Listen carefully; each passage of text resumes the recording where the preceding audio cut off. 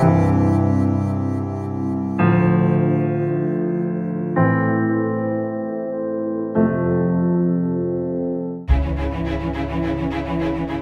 Diegans accomplish great things every day. We care about our neighbors and our community. We are proud of our diversity. We are resilient. We hold our leaders accountable. We live in one of the most dynamic cities in America, the San Diego Union-Tribune, telling San Diego's story for more than 150 years.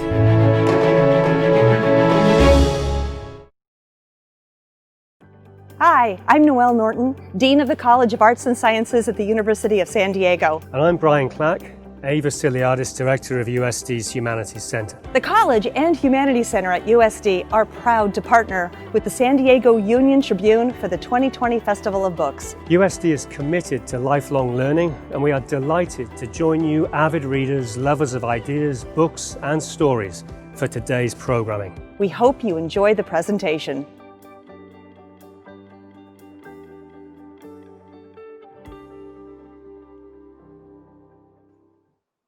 Hello, my name is Lisa Deaderick, writer and columnist with the San Diego Union-Tribune. Welcome to the Festival of Books in partnership with the San Diego Council on Literacy. Today we're being joined by Nikki Giovanni. During her storied decades-long career, poet, activist, professor, and mother, Nikki Giovanni has received 19 honorary degrees from colleges and universities, and numerous achievement, humanitarian, and other awards of recognition from government, private, and public organizations. She has been presented the keys to more than 24 cities, including New York City, Los Angeles, Dallas, Miami, New Orleans, and Baltimore. The author of 27 books, including the seminal Black Feeling, Black Talk, Nikki Giovanni is a University Distinguished Professor of English at Virginia Tech in Blacksburg, Virginia. She continues to read her work all across the country. Welcome, Nikki Giovanni. Hi, Lisa. How are you? I'm good. Thank you. Thank you for joining us today. Oh, thank you. I'm sorry. I'm sitting in the car. We've had a death in the family, which has thrown everything off. We did get her buried. Jenny's mother died, and well, thank you. You never know. I wrote the obituary, and death and birth are very similar in that one you do with someone. You are birthed with your mother, but you die alone. And so everybody always wants to say, and it's quite true. And Jenny was there with her mother. You have someone to hold your hand or someone to be there, but it's something. It's your job, and so it's something you have to do. And the whole family has gotten mixed. I mean, we're not as smooth as we should be, and so I apologize to San Diego. I've been to San Diego a lot. I like it, and I apologize for being just a little on the raggedy side right now. You are hardly raggedy. We appreciate you making the time for us despite that. Thank you. So to start off, I'm going to say my impulse is to call you like Miss Giovanni or Miss Nikki, but I watched an interview of yours from earlier this year, and it looks like you prefer to be just called Nikki. Is that right? Okay, so I'm sure none of my elders get mad and think I'm disrespecting you. What's so funny? I've known Ed Widge Dandicat, whom you know, who's a brilliant writer, and I've known her forever. I love her. She's like a daughter or something, but she just cannot break the habit of calling me Miss Nikki. And I said, Ed Widge, I'm not going to talk to you anymore if you keep doing that. And she said, oh, Miss Nikki, you're right. So, I feel like an old lady. So as I was reading your latest work, Make Me Rain, and I noticed what seemed like the theme of transitions and transitioning coming up again and again in the book. And then obviously right now with you mentioning the recent death in your family. So my first question was to ask you about how you've been doing during this most recent time of transition that we're all experiencing, from the pandemic, from the protests for Black Lives Matter, sort of what's been going through your mind? How has this adjustment been for you? I, like most writers, enjoy being alone. So I haven't had a problem. People complain about being in the house. I haven't had that problem at all. I am, and I don't think a fan is the word, but I am such an admirer of Black Lives Matter. It's such an honor that I have worked a little bit with them as much as the old ladies do. I think that the young people, and I'm serious about that, we, the older generation, we've done pretty much what we can. And we did eliminate segregation. We did not and have not and probably cannot eliminate racism. Right. But Black Lives Matter has brought it to the attention of the world. And when George Floyd was murdered, it was Black Lives Matter all over the United States that took it all over the world. And I'm so very proud of those youngsters. And I think it's so important that we of this generation grant them the freedom to handle it the way that they see fit. So I'm extremely proud of what they're doing. I'm proud not only for an organization, but as a woman. I have a son, and I'm very proud of him. He's a lovely young man. But I'm really proud. I didn't have a daughter, but I'm really proud. If I'd had a daughter, I would want them to be a part of Black Lives Matter. That's just a wonderful group, and they're doing their job. They're more than doing their job. They've changed the world. Yeah, absolutely. Yeah. And so to circle back to Make Me Rain, what were you motivated by when it came to writing this latest collection for you? What really Make Me Rain is an old jazz tune. It was not a hit, but it was an old jazz tune. And I had it in my mind. And I thought, if I could be anything on earth, as it were, I would like to be rain, because it's water. It's the rain that makes everything grow. That's what you do. You fall on the seed, and the seed grows. And so that's what started my idea of Make Me Rain. I would want to be it. Maybe I'd be a weed. I don't know. And I have an affection for weeds. And the young man who cuts my grass is always saying, well, this is a weed and you ought to pull it, or that's a weed. And I said, it's only a weed because you don't understand it. I'm a Black woman. Yeah. I am a weed. I live in a country that considers me a weed. Kamala Harris was a weed. She comes from an Indian mother and a Jamaican father. She was a weed. And now she has grown into this beautiful blossom. And I'm so glad that Joe Biden recognized, oh, this is a great flower, and I need to bring it to everybody's attention, because that's what the rain does. And so I don't know, I'm sure Joe Biden doesn't read me, but if he did, he would know, yeah, that's what I want to be. I want to make it rain too. I want something to grow. And I'm so proud of that. I must say, as a member of Delta Sigma Theta, of course, Kamala is a AKA, and we're very proud of the AKAs, but it was the Delta Sigma Theta sorority that when we broke away from AKAs to say we will march for the right to vote, it was the Delta that did that. And now we have from Howard University, which is a great school. Toni Morrison attended Howard. I always think that the Howard University kids just couldn't get into Fisk, but everybody can't go into Fisk. Okay, now see, I'm a Bethune-Cookman Wildcat over here, so I'm gonna let y'all have that little rivalry. That's fair enough, right? So, I was so proud to see an HBCU student, graduate, that we're reaching into the woods, into not the jungle, but the forest, and we're finding what was called weeds, what people would have thrown away and cut down and thrown away. And now we're seeing what beautiful flowers there are. So I'm very proud. Today, and I know there's a lot wrong, because you would love very much to see Donald Trump just, fall over. But it's so, but it's so lovely to see that we are blossoming, that people are going forward. Right. And I think it's important. I think, and especially when you look at the civil rights movement, we're looking at Black women. When we can go back not just to Harriet Tubman, but let's just go back recently to Fannie Lou Hamer. Exactly. Yeah. And if Mrs. Hamer had not gone in 1964 to Atlantic City, and Lyndon Johnson, as you know, offered her, because she had created the Mississippi Freedom Democratic Party, and she wanted them seated. And Lyndon Johnson, of course, wanted peace. And he offered her 2 seats. And I'll never forget her saying that. She said, I didn't come here for no 2 seats. And went back got on the bus and went back to Mississippi and was beaten to a fairly well. But she stood up for that vote. And I know where I will be. If you want to know, where will you be at 6 a.m.? I'll be in line.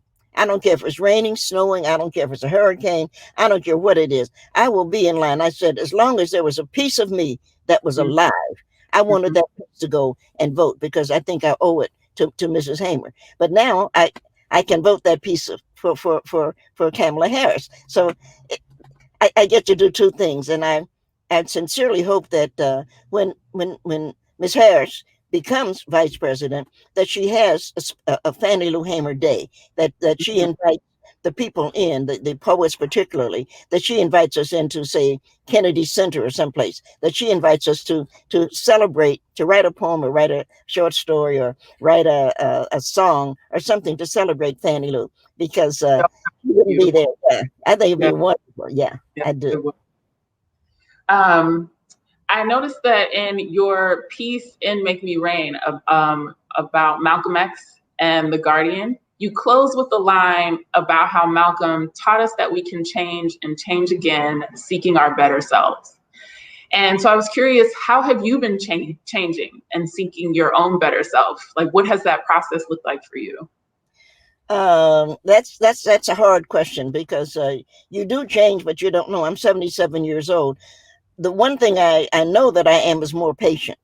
I used to not be so patient, but now I can take things a little easier. And now I'm not worried so much about the world not doing better. The world is going to do better. The advantage of being a Black American is that we know no matter what has happened, we have gone through it. And so the only thing that makes me comfortable with an evil son of a bitch like Donald Trump is that we've had the Donald Trumps before. We've been through the evil before, and we've gotten through it. And so we're going to get through this. And I think that that's the one thing. I don't know if I've changed as much as I have learned to be patient. And there's an old spiritual, which I love. It says, give me that old time religion. And my grandmother, my grandmother's Baptist, and I lived with grandmother, and we would go to church, and that's one of the songs we would sing. Church would open with leaning on the everlasting arms, but we would end up at some point singing, "Give me that old time religion. It's good enough for me." And I think that I've learned to rely on that in a way that probably 20 years ago, or in my 50s, or even in my 40s, I wouldn't have relied on it in the same way that I now know. It's going to be all right. I'm going to do my share. I know that Jesus is not going to work all by himself. He's not going to say, well, don't worry, go get a glass of wine, I'll take care of it. But Jesus isn't. He's not a fool. But faith without works, right? So. Yeah, we've got work to do. But I do feel comfortable to know that we have gone through this, and we will continue. We will continue to go through it. Oh, yeah, that's that learning patience is something that I definitely do not have yet. I know that about myself. But some of us stayed. That piece seems to uphold and affirm the strength of those of us who stayed behind in some form or another to build homes and lives and community. And in it, you say that 100 years really isn't that long when we plant love with patience, and when we find that song that gives us strength to go on. And so that would be to wonder about, what has been that song for you? What's the song that's giving you the strength to continue? I think that what has helped me continue, aside from the fact that a part of everybody's life is personal, and that would include me, and I can write what I can write, but a part of what gives me strength it belongs to me, and so I have to keep that. That's what's in my heart. And of course, I had the world's greatest grandmother, and whatever would happen, I would never want grandmother to be embarrassed by me. So my work has always been to be sure that grandmother is proud of me. And that's at the African American Museum, when when it opened, I didn't go to the legacy opening. I went to the legacy opening, but not to the presidential opening. And when you go upstairs, you're over there in California, but when you go upstairs, you keep up, and then you turn. If you turn right, there'll be a picture of me. If you turn left, there will be a place where the older women actually sat down and talked about their experience in civil rights. But when I turned, I didn't know that. I should have. But when I turned right and I saw my photograph, I automatically, and it brings tears to my eyes, I automatically turned to my shoulder to say, look, grandmother, I did my job. And I think that the only thing that matters to me, frankly speaking, is the people that I love. And I know the difference between the people that I love and the people that I hate. And I don't mind hating people. Everybody wants to say, oh, we should love and we love our neighbors. No, all of our neighbors are not lovable. Some of our neighbors are fools. And you have to know, it's the truth, who's a fool and who's not. And I agree with Newton. For every action, there is an equal and opposite reaction. So if you're going to love, you have to admit, I'm also going to hate. Right. You do. So if I'm going to love grandmother, I'm going to hate Donald Trump. This is really easy because I can't love them both. Exactly. Yeah. I cannot love them both. And it's sort of like watching right now. I'm always amazed that men are against abortion. You would think men could get pregnant. The way that they don't get pregnant, they make pregnancy. People's bodies, yeah. It's a big difference. And one is more pleasant, I must say, as a mother, though I'm proud of my son, but one is a little more it's a little better than the other. But I do not see how we can say we are against abortion, but for execution. Right. You can't have it both ways. Right. Yes. Exactly. To talk about the value of human life, and yet we're still either you're for or against both of them. You don't get to. You can't put your knee on somebody's neck and kill them and then turn around and say, but I don't want my wife to have an abortion. Well, why should your wife or anybody else, why should I have a child so that you can, in broad daylight, murder him? That's not making sense to me. And so I think that, again, I'm so proud of Black Lives Matter and the way that they have moved that question. Those kids have done, I mean, and I say kids because I'm 77, but they've done such a great job. I mean, it just makes you smile. Yeah, it does. And it's really valuable and significant work to push the conversation forward, and also action that's resulted in so many changes, and I think what happens a lot is people will talk about, seeing these protests and whatever context they come, and being so quick to criticize them and talk about, well, what does it accomplish? Well, looks like it starts to accomplish quite a bit, doesn't it? It does to me. But I'm a history major. I'm a Fisk University graduate. I'm a history major. And one of the things that I know, and anybody else that reads knows, if they're saying protests and riots, it's white people doing something crazy. If they're saying marches, it's Black people. We don't march with bricks and throwing things through windows. That's something that the white groups, because you can't. I mean, the idea of supremacy is a ridiculous idea. But those people throwing things through the windows and breaking in, those people are not a part of Black Lives Matter. Those people are part of something else. To go back to something you mentioned in your latest book, in the piece "Lemonade Grows from Soil" too. For one, I saw the shout out to Beyonce, so I know the Beehive is really happy about that mention. But you also talk about how it's human nature to always discover and rediscover the same thing. So, of course, you can probably guess where I'm going now. What have you discovered and rediscovered, particularly during this time? Well, I think that my main rediscovery is looking again at the sacrifice that Jesus made. And I think it's so good because right now we have someone, an evil man, who wants our children to go to school. And this is the same man that doesn't want Black people to sit next to him and have a Coca-Cola, And so, that something, it's a rediscovery, not a rediscovery, I guess, but we recognize that we recognize Donald is a racist, but we also know that something else is wrong.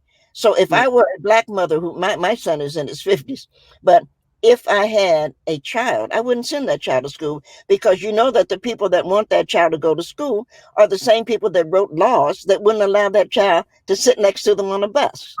Right. Am I making sense? Yes. And it really worries you, because you hear, oh, it's important that they go to school. No, it's not.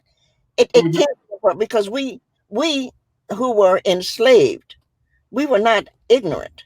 Right. And we were not uneducated. We were undegreed. And I say that a lot. And it's important that people remember, we were undegreed, because we were able to pass along a lot of history, all of that history, so that people would know who we are. We just didn't have the degree, and nobody needed the degree. When they finally found out they couldn't win without it, all of a sudden, it's like, oh yeah, let's go get the Black people. Let's send them to school now. But you have to be very, very, very careful about finish your sentence, Nikki, sending your kid to school. And that's where, and this is what you asked, the question I'm trying to answer. This is where the churches come in. Now, I went to a church that had, about 100 people, maybe a fewer. Mount Zion Baptist Church, a small church. But if something was needed, if some older person, if my grandmother, there was one of the deaconess's wife, Mrs. Black, if some of them needed something, and I used to, on Saturday, I had to go to the grocery store, and I would go over to ask some of the older ladies what grandmother would, go ask what they, and I would collect it. And of course, I was not allowed to accept any money for it. I didn't want to, but she would have killed me if I did.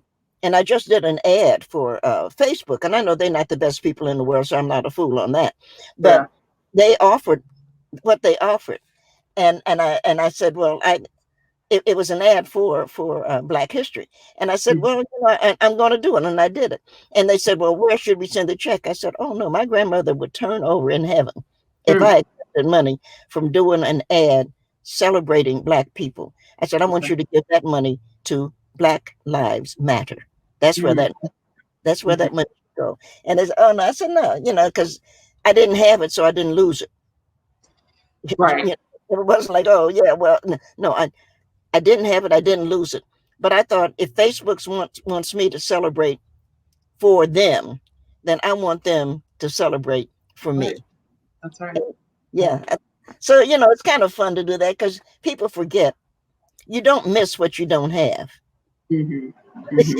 And that goes back to what you said earlier about always wanting to make sure that you didn't disappoint your grandmother, and the people in your life that you love, who love you.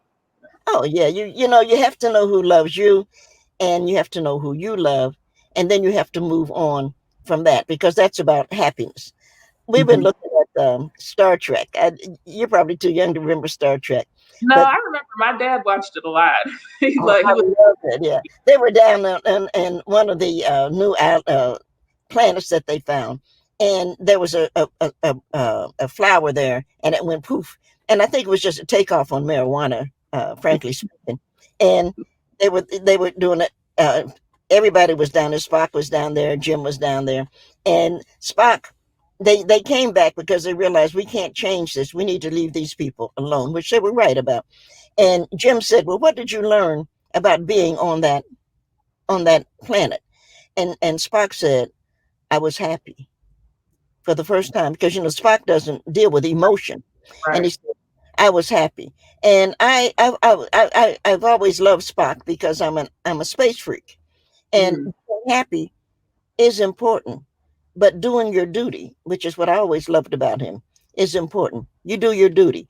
And my generation, I was so sorry to see John pass. John was a Fisk University graduate also, as you know, John Lewis. And I was just so sorry to see him pass, but John did his duty. So, he's really sitting in heaven, and that's what you want to do. You want, the song says, I want to go to heaven when my work is through. Yes, I do. Don't you? Right. And he definitely did his work more than share. honestly.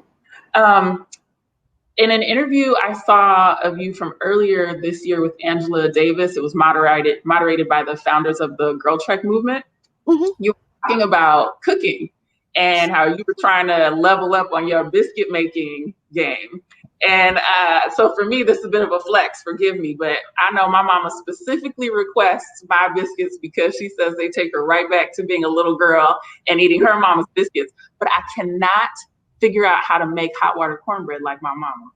I'm still trying to get it. I'm still trying to get it right. So I'm wondering for you, what do you like to cook for folks when you really want to show off? When I really want to show off, I like a rack of lamb. And Okay. this morning, just before I had to, I'm down in Roanoke right now. And this morning, before I got up, I snapped some beans, and I had some ham left over because I'm one of those old fashioned people that if it's there, I'm gonna, I don't waste anything. And my poor son, God bless him, my mother, my father had a stroke, and I moved back home with my mother because I knew she needed help, and I hate it when people need help and you make them ask. I knew she didn't have to ask me because I knew she needed help. And so we moved back home. But mommy and I had the same, grandmother, her mother is the same. And so grandmother always saved everything. And so mommy and I started doing that. We had a big jar, and whatever was left over, we would, drop it in. And so, of course, to cook my snap beans, I have leftover ham because I made a ham a couple of weeks ago. But we would make it, and then we would have what we call this frontier soup, actually. And at the end of the month, we would cook it. My son would come in from work and he would say, I mean, he could tell it, and of course it smelled good to us, but he would go, "Oh no, not frontier soup." My grandmother said it all the time. Now, she said, my family always has two choices. When I cook, they can take it or they can leave it. And I thought, yeah, those are good choices. You can eat what you fix or go fix something else, right? But hot water cornbread is hard to make. And it's because of just getting that balance. But I have trouble with my biscuits. And I finally bought a decent rolling pin because I used to do the cheap thing. And that's I do drink wine. And I would take a nice bottle, you have a good water and stuff, and then roll it out. But my biscuits are not my grandmother. And I guess they never will be. They're not. I really wish I could. My mama gets them edges crispy just right. I love it. I can't create it. I do understand. Okay, finally, before we get to your reading of the poems, we are living in unprecedented times right now, but it's given a lot of us a lot more time to read. So what has been something that you've read over the last few months that you would recommend? Well, I find myself, and we're not friends, we do know each other, agreeing with Oprah. Isabel Wilkerson is an incredibly brilliant young woman, and Cast is wonderful. I'm going through that just a little. I'm slow on my reading because, as I said, we've had a death, and we knew the death was coming, so it's taken up a lot of time. And Toni Morrison was a dear friend, and I really do miss Toni. And I went back and reread Song of Solomon because I thought I want to do something to show Black men that they are loved. And so Standing in the Need of Prayer is my book.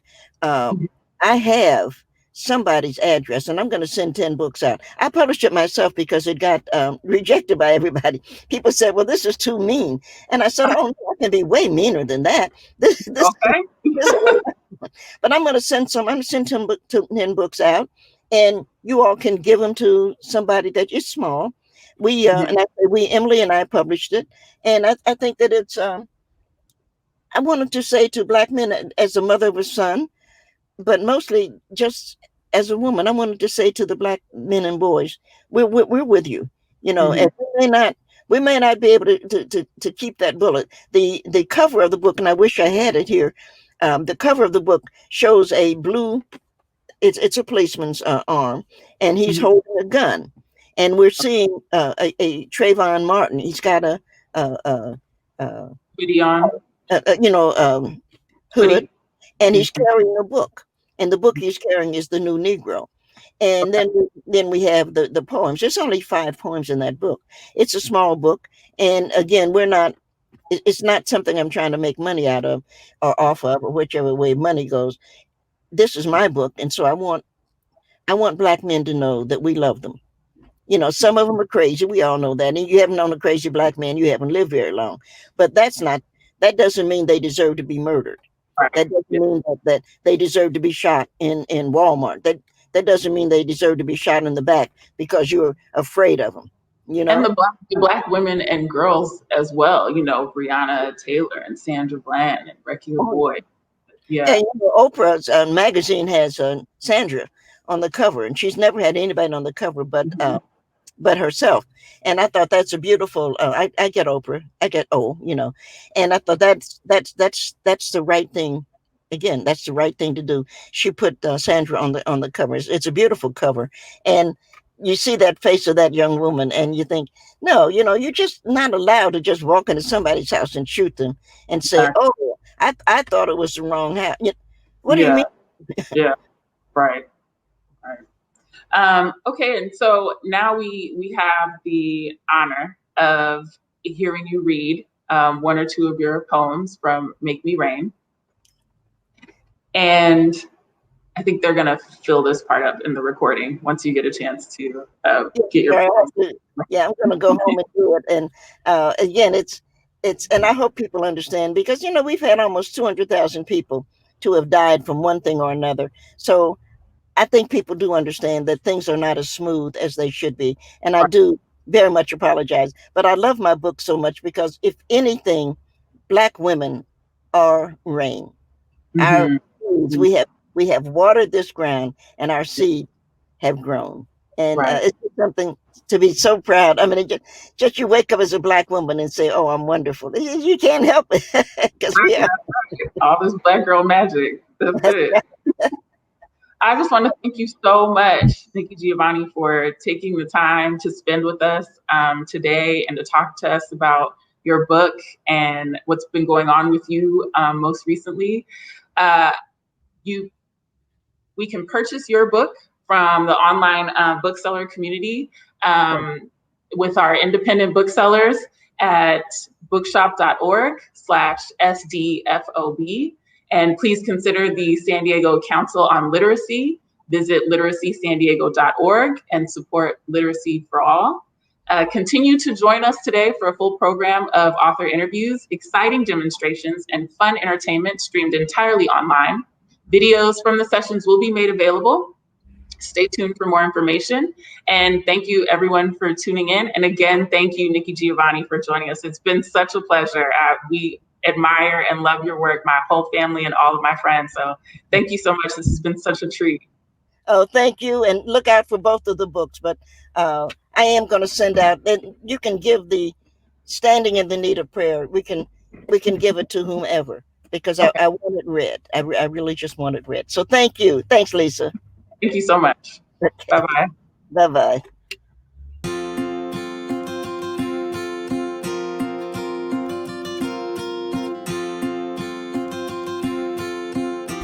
Hi, welcome to Warwick's.